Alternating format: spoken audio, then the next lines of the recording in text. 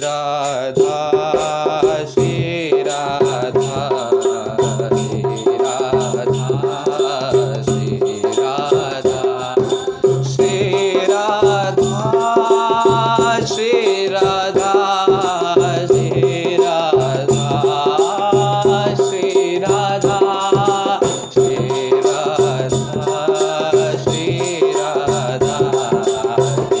राधा श्री बांके बिहारी लाल की जय जय श्री राधे श्याम। और युगंते कमल नयन कलयुग अधिक कृपा करी। ये अधिक कृपा का मतलब क्या है? कलयुग ने कैसे अधिक कृपा करी है और युगों से?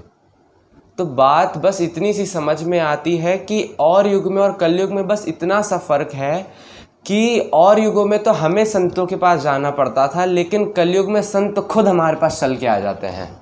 ये कलयुग की महानता है। और कलयुग कहता है, जगत गुरु श्री रामानंदाचार्य जी के पास कलयुग गया और बहुत देर तक बातें चली उन दोनों की। तो कलयुग ने बोला कि महाराज मेरे को भगवान से डर नहीं लगता, मेरे को भगवान से डर नहीं लगता कि भगवान आएंगे मेरे युग में और भगवान मेरे युग का नाश करेंगे, पाप को कम करेंगे। मेरे को उनसे डर नहीं लगता, मुझे डर लगता है संतों से। उसका कारण यह है कि भगवान आके जो पापी है ना उनका विनाश करके चले जाएंगे, नए पापी प्रकट कर दूंगा मैं। लेकिन जो संत है ना उन पापियों को ही परिवर्तन करके चले जाएंगे, उनको कैसे दोबारा पापी बनाऊंगा, मुझे ये समझ नहीं आता।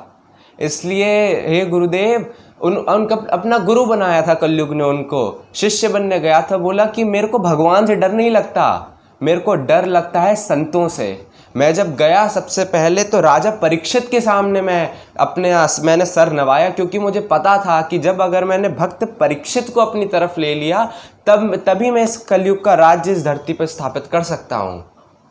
तो ये संतों की महिमा, और ये संत महिमा जितनी पहले युगों में थी ना उससे 100 गुना ज़्यादा इस युग में हो चुकी है। उसका कारण ये है कि संत हमारे पास खुद चल के आते हैं कि अरे भाई ये जीव भटका हुआ है, ये जीव बेचारा कहाँ जाएगा, हम जाते हैं, हम जाके जीवों को सुधार के आते हैं। अब गौरांग महाप्रभु को देख लीजिए, पूरे भारत भ्रमण किया उन्होंने। रामानंदाचार्य जी को देख लीजिए, पूरा भारत भ्रमण किया, लोगों के पास जा जा के लोगों को बदला है। और दूसरी बात यह है कि और युगों में भक्तमाल नहीं थी, ये भक्तमाल इस कलयुग में ही है, जो श्री परम पूजनीय नाभादास जी ने लिखी।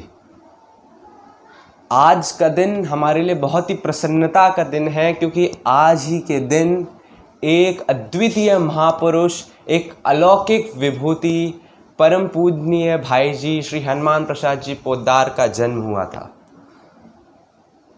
अगर अतिशयोक्ति ना हो, और हो भी तो चलो कोई बात नहीं, लेकिन अगर आज के युग में प्रातः स्मरणीय परम वंदनीय श्री नाभाजी महाराज भक्तमाल लिखते तो उसमें श्री हनुमान प्रसाद जी पोद्दार का नाम जरूर आता।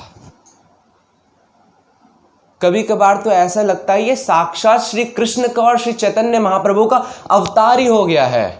इनके जीवन में आप घटनाएं देखेंगे, जैसे कबीरदास जी को कहते हैं ना कि प्रहलाद जी का अवतार है। कारण ये कि जैसे प्रहलाद जी जो हैं हाथी के नीचे कुचलवाया और बच गए, ऐसे ही श्री कबीरदास जी को भी कुचलवाया, आग में वैसे ही जलवाया।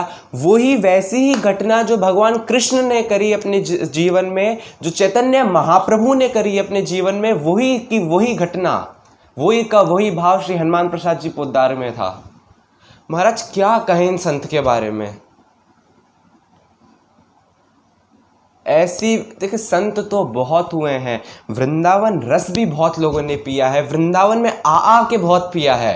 बड़े बड़े योगी महापुरुषों ने हिमालय पे तपस्या करते करते यही वरदान मांगा कि हम वृंदावन आए, और वृंदावन वास भी मिला, वृंदावन की महिमा भी गाई है। लेकिन ऐसा महापुरुष कोई नहीं हुआ जिसने गोरखपुर में रहते रहते वहां वृंदावन प्रकट कर दिया हो।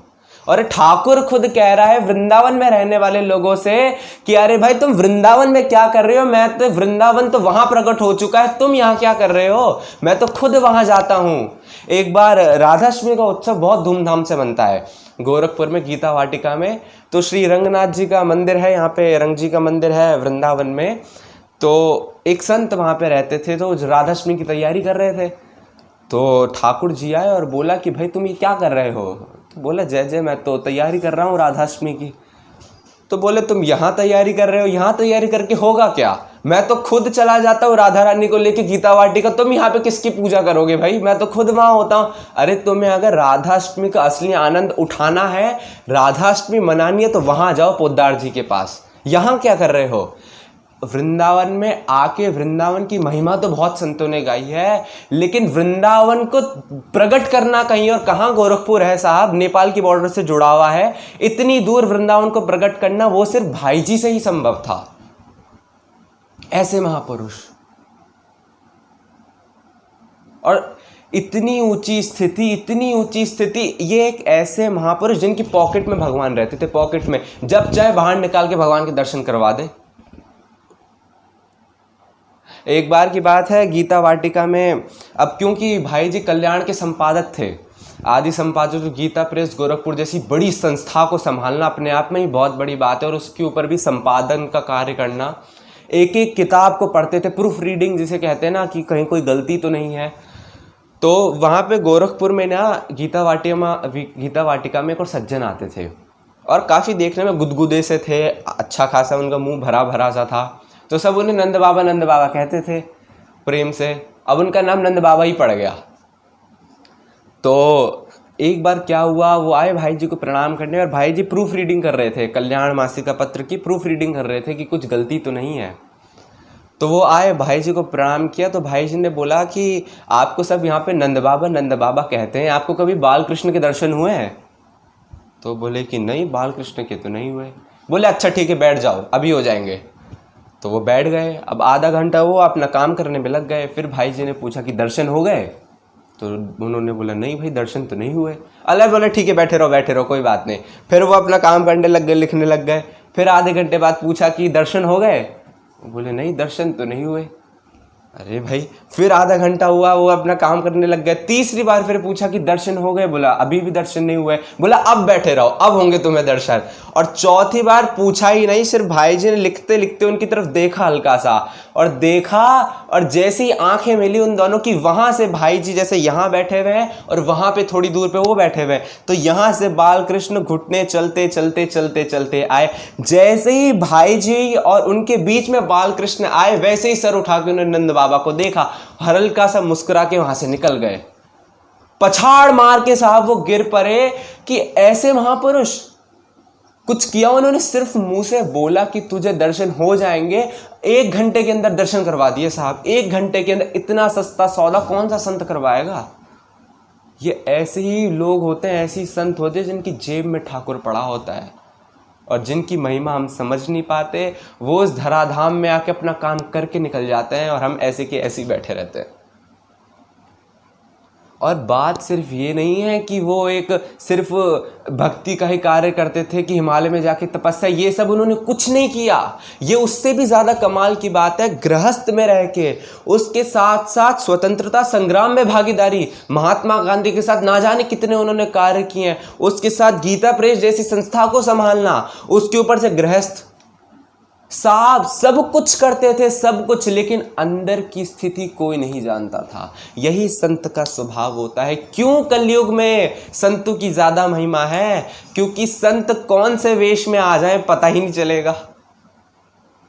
अब खबर पड़ती, जेल में एक बार क्या हुआ, स्वतंत्रता संग्राम की वजह से होता है, अंग्रेज़ों का उस वक्त शासन था, तो इंडिपेंडेंस की लड़ाई चल रही थी, तो सबको जेल में डाल दिया जाता था जो भी ज़्यादा एक्टिव हो जाते थे। तो ऐसे ही एक बार इनको पकड़ लिया गया, पोद्दार जी को, और उनको पकड़ के जेल में डाल दिया गया। अब जेल में तो डाल दिया गया, लेकिन जेल में करें क्या भाई? अब जेल में तो कोई सुविधा होती नहीं है कि टीवी देख लो, ये देख लो, वो देख लो, कुछ बातें कर लो। जेल में पड़े चार दीवारी में, क्या करें? तो भाई जी ने क्या सोचा कि वहीं पे बैठ के चलो समय का थोड़ा सदुपयोग किया जाए। तो वहां पे कुछ था नहीं, तो उन्होंने वहीं बैठ के जो है नाम जप करना चालू कर दिया। इतना नाम जप किया, एक पत्थर उनको मिल गया और लकीर खींचते रहते थे, जितने लाख नाम जप उतनी लकीर, जितने लाख, ऐसे कर करके पूरी दीवार भर दी उन्होंने। और वहीं उस जेल के अंदर ठाकुर जी का साक्षात्कार हो गया, वहीं पे। अब बताइए, वहां तो स्वतंत्रता संग्रामी बन रहे हैं और यहाँ पे आके ठाकुर जी का। भाई ऐसे संत वास्तव में, मानिए कोई बात, ये झूठी बात नहीं कह रहा हूं, वास्तव में ऐसे संत हो ही नहीं सकते। अगर हो गए तो इस धरती का हो भाग्य कि ऐसे संत हो जाए। लाखों करोड़ों वर्षों में ऐसा संत होता है। और दैन्यता की तो हद है। जैसे भगवान कृष्ण विदुरानी के वहां गए तो पता ही नहीं चला कि केले के छिलके खाते रहे, केले के छिलके खाते रहे और बोलते रहे बड़ा स्वाद था। फिर विदुर जी ने आके जब अच्छे पकवान खिलाए तो बोला कि वो स्वाद नहीं है जो उसके छिलकों में था। क्यों? क्योंकि भाव था। एक बार ऐसे ही भाई जी गए, एक बूढ़ी माई थोड़ी गरीब थी, उन्होंने बुलाया। तो बुला के क्या, अभी अभी बकरी आई थी तो उन्होंने सोचा कि चलो भाई जी को जो है लापसी पिलाई जाए, है ना, तो राबड़ी जो है ना, राबड़ी खिलाई जाए। तो उन्होंने बुलाया भाई जी को और भाई जी को बिठाया और उन्होंने परोसा। अब परोसने की जगह हुआ ये कि जो बकरी का जो बंटा होता है वो भाई जी के सामने परोस दिया और जो भाई जी के लिए बनाया था वो उसको बकरी को दे दिया। अब भाई जी खाते रहे और बहुत तारीफ करी कि वाह भाई, क्या माता जी आपने, क्या मतलब इतना स्वादिष्ट तो मैंने कभी खाया ही नहीं। अब भाई जी चुपचाप खाते रहे और माता जी को भी लगा कि भाई बहुत अच्छी बनी है लगता है, तो वो देती गई, भाई जी खाते रहे। तो भाई जी ने जब खा लिया तो भाई जी की पत्नी बैठी हुई थी बगल में, तो उनको भी परोसा। अब जैसे ही भाई जी की पत्नी ने थोड़ा सा खाया और गले से नीचे ही नहीं उतरा, भाई बकरी का बंटा कैसे खाए कोई। तो उन्होंने भाई जी की तरफ देखा, भाई जी ने बोला कि चुप, कुछ मत बोलना, खाते रहो। अब जैसे तैसे हुआ और भाई जी ने प्रशंसा करके भाई जी वहां से चले गए। अब क्या हुआ, अब उस माई को लगा कि भाई जी ने भाई इतनी प्रशंसा करी है, थोड़ा मैं भी चख लूं उनकी थाली में से। तो उन्होंने थाली में से थोड़ा सा निकाला और थोड़ा सा चखा। अब चखा तो क्या देखा, वो बकरी का बंटा। अब बूढ़ी माई थी, आंखों से दिखता कम था, ऊपर से इतनी उत्साहित, तो जोश में होश खो बैठी थी। झर करके रोना उन्होंने चालू कर दिया कि भाई इतनी पापी हूं मैं। मतलब भाई जी मेरे यहां आए और मैंने क्या परोस दिया उनके सामने, और इतनी महानता उनमें कि वो खाए जा रहे और ऊपर से प्रशंसा और कर रहे। तो रोती रोती गई भाई जी के सामने और बोला कि आपने खाया कैसे। भाई जी ने बोला कि माई मेरा विश्वास मानो, मैंने इतना स्वादिष्ट भोजन आज तक नहीं किया। अरे इन संतों के लिए, इन भगवान के लिए कोई भोजन के भूखे थोड़ी ना है, ये भाव के भूखे हैं। जिस भाव से आप परोसोगे उनके सामने, उसी भाव से वो ग्रहण करेंगे। क्या कमी है भगवान के पास, बताओ साहब, क्या कमी है? लेकिन जिस भाव से आप उनको परोसते हो ना, उसी भाव से वो। अब एक बार की बात है, ये एक खेत का, वृंदावन की बात है, एक जो किसान था उसका केस चल रहा था।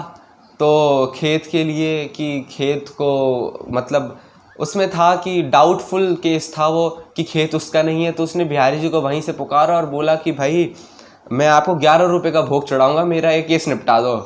तो जैसे तैसे वो केस निपटा। अब वो 2-3 महीने हो गए, वो भूल गया। अब बिहारी जी आए सपने में और बोला कि देखो भाई, फाइल दोबारा मैं खुलवा दूंगा, 11 रुपये का भोग तो तुमने मुझे चढ़ाया नहीं, फाइल पड़ी है अभी तक मेरे पास, दोबारा चढ़वा दूंगा, दोबारा खुलवा दूंगा फाइल। अब बताओ, कोई बिहारी जी 11 रुपये के भूखे हैं? लाखों करोड़ रुपए डेली डोनेशन आता है, कोई 11 रुपये के भूखे हैं वो? लेकिन बात है भाव की। और भगवान तो चलो खा लो तो खा लो, अरे मनुष्य वेश में आया हुआ संत है तो वो इंसान ही ना, स्वाद तो उसकी भी जीभ में है ना। लेकिन इतनी दैन्यता, इतनी सरलता कि वो बंटा दे दिया, उसको खा के बोल रहे हैं कि इससे स्वादिष्ट भोजन मैंने तेरा नहीं खाया, तेरा क्या किसी का नहीं खाया इससे स्वादिष्ट भोजन। यही बातें होती है जिन पर ठाकुर रिझता है। ये जो चाबियां होती है ना ठाकुर को रिझाने की, जिसकी वजह से ठाकुर जो है बोलता है कि मैं संतों का दास हूं, ये चाबियां उन संतों के पास होती है और वो यही चाबियां हैं। और रसिकता में तो भाई अब बोला ही क्या जाए भाई जी के बारे में। रसिकता में तो श्री चक्रधर जी जो आगे श्री राधा बाबा जी के नाम से प्रसिद्ध हुए, अब वो महाराज वो तो ऐसे मतलब जिसे बोलते हैं ना विस्फोटक क्रांतिकारी महापुरुष, मतलब क्रांतिकारी। 16 वर्ष की आयु में तो अंग्रेजों से लड़ने चले गए, बम बनाना, बम फोड़ना और ये सब उन्होंने करना चालू कर दिया। कितनी बार तो जेल में जाके आ चुके, कितनी बार पिट के आ चुके 16-17 वर्ष की आयु में। और इतना मतलब विस्फोटक क्रांतिकारी है, ये हमेशा यूज नहीं किया जाता ये शब्द, विस्फोटक क्रांतिकारी थे वो। और मतलब ज्ञान कितनी प्रधानता की, क्या भगवान क्या होता है, सिर्फ एक ब्रह्म है, ये क्या होता है, ये राम कृष्ण कौन है, ये सब ये फालतू की बातें, ऐसी उनकी सोच। और डिबेट में इतने होशियार, क्योंकि इतनी नॉलेज थी उनको, कोई क्यों हरा नहीं सकता उनको, जहां जाते वहीं अपना सिक्का जमा लेते, मेमोरी इतनी शार्प।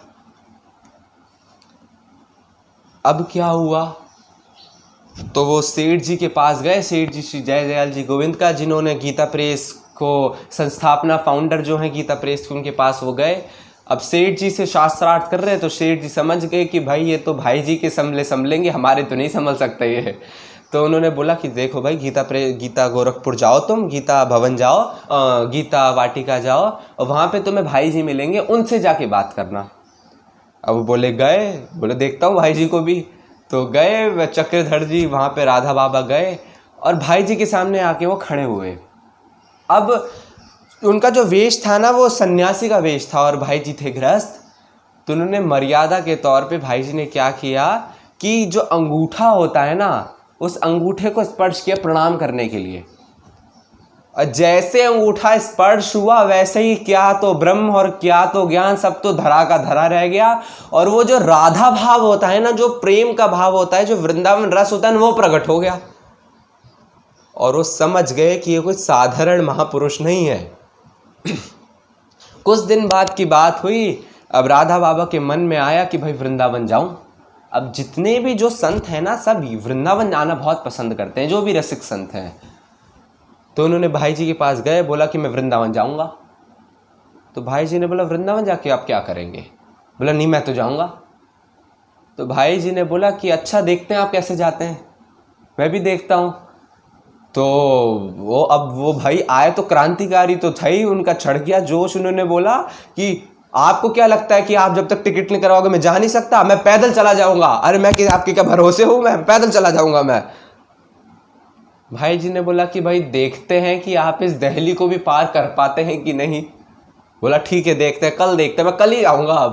अब रात में गए अपनी कुटिया में और सो गए कि भाई अब कल जाना है।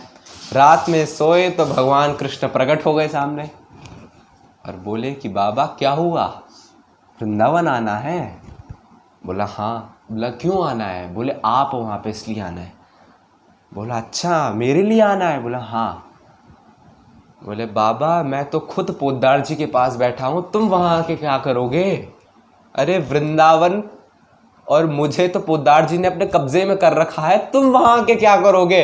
पोद्दार भाई जी तो खुद ही वृंदावन का स्वरूप है, खुद ही मेरा स्वरूप है, तुम वहाँ। अरे पोद्दार जी की तो हृदय में राधा बसती है और जहाँ राधा है वहीं वृंदावन है, जहां राधा है वहीं मैं हूं, तुम वहां के क्या करोगे? यार जाओ पोद्दार जी के पास जाओ, उन्हीं से ही तुम्हें जो मिलना है मिलेगा। वृंदावन में जाके भी तुम्हें वो प्राप्त नहीं होगा जो भाई जी तुम्हें दे पाएंगे। और वृंदावन सब है क्या? वृंदावन तो वही भूमि है ना। वृंदावन भगवान कृष्ण की वजह से नहीं बना है, वृंदावन बना है उनकी गोपियों की वजह से, और श्री जी की वजह से बना। मतलब कहने का मतलब उनकी भक्तों की वजह से बना है वृंदावन। नहीं तो वृंदावन को जानता कौन? न वृंदावन में उनका प्रकट हुआ, न वृंदावन में उन्होंने अपना पूरा जीवन बिताया। वो जो रास रचाया है, जो क्रीड़ाएं करी है अपने भक्तों के साथ, इसलिए वृंदावन के महत्व है। और वो वृंदावन तो यार पोद्दार के पास बैठा है। बाबा तुम वृंदावन आके क्या करोगे? जाओ ना वहां पे। आज सुबह उठे और गए बाबा, और यहाँ अब होता है टॉन्ट कसा, भाई जी ने टॉन्ट कसा, तीखी नजरों से देखा और टॉन्ट कसा कि अरे बाबा अभी तक आप गए नहीं, मुझे तो लगा आपकी कुटिया खाली हो गई होगी, मैं तो दूसरे संत को देने वाला था आपकी कुटिया। अब बाबा ने बोला कि भाई अब आनंद मतलब मजे मतलब मुझसे, मैं समझ गया कि आप कौन हो, मैं समझ गया वास्तव में आप में और भगवान कृष्ण में कोई भेद नहीं है। जहाँ आप है वहीं गोलोक है, जहाँ आप है वहीं कृष्ण है। और फिर ऐसी श्रद्धा कि जब भाई जी का शरीर चला भी गया तब भी करवट पीठ नहीं करी है कभी उसके सामने जो समाधि थी भाई जी की, कभी पीठ नहीं करी। पूरी अपने आप की पोजीशन मोड़ देते थे लेकिन पीठ नहीं करी भी कभी समाधि की, और अपनी कुटिया छोड़ के समाधि के पास रहने लग गए, क्योंकि वो जानते थे ये समाधि नहीं है कोरी, ये एक साक्षात महात्मा है, साक्षात वृंदावन वहां बैठा हुआ है। भाई इन संतों की स्थिति तक पहुंचना तो बहुत मतलब लगभग असंभव है इनकी स्थिति तक पहुंचना, लेकिन कुछ अंश 0.1% भी अगर मिल जाए ना तो काम बन जाए। और आज तो इनका जन्मदिन है, तो जन्मदिन पे व्यक्ति वैसे ही खुश रहता है, तो आज मांगेंगे तो आज जरूर दे देंगे, बाकियों को तो पता नहीं भाई, बाकी किसी दिन लेट सवेर हो जाए कहीं और किसी काम में, लेकिन आज जन्मदिन है आज दे देंगे। तो आज बस इनसे इतना मांगे कि जो इनके जीवन में रस वस, भाई पता नहीं कि इनकी भक्ति कितनी थी, इनके जीवन में जो था ना, इनको जो पसंद था, इनका जो प्रिय था, बस वो थोड़ा सा कुछ हमारे अंदर आ जाए। इनकी जो जीवन शैली थी, जो अंदर की, इनका जो अंदर बाहर क्या दोनों जो भाव था, उसका कुछ थोड़ा सा हमारे अंदर भी आ जाए, वहीं से हमारा काम बन जाएगा। इनके लिए जितना बोला जाए उतना कम है। मन तो कर रहा है पूरा दिन बोलते रहे, लेकिन अब किसी दिन और। इसी के साथ भाई जी के चरणों में प्रणाम। हरे राम राम राम सीता राम राम राम, हरे राम राम राम सीता राम राम राम, सीता राम राम राम सीता राम राम राम, सीता राम सीता राम राम राम, हरे राम राम राम सीता राम राम राम, हरे राम राम राम सीता राम। श्री राधा